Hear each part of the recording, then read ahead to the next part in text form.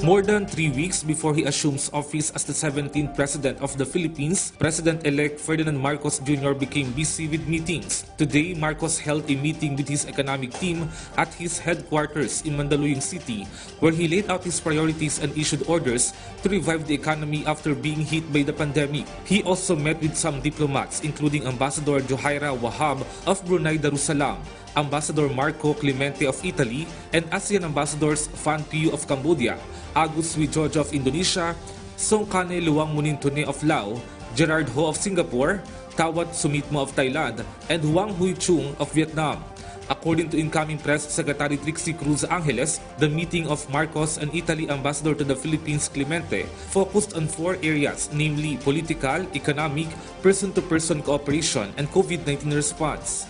The ambassador noted that this is the 75th year of Italian-Philippine relations, diplomatic relations.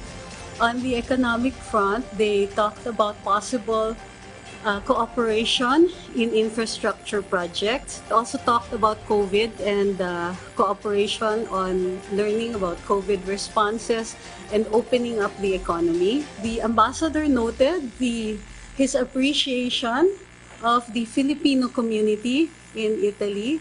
He also said that there are plans to bring the Inter Milan Football Club here on an inter-campus project to benefit the children in need and to promote football.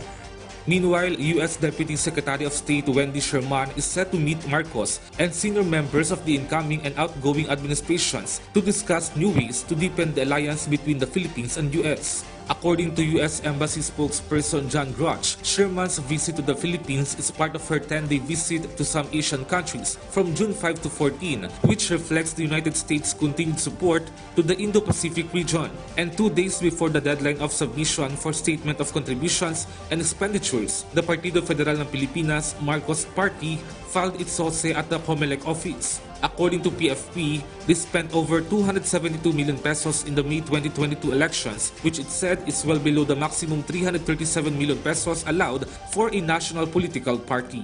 Mark Fetalco for The Nation.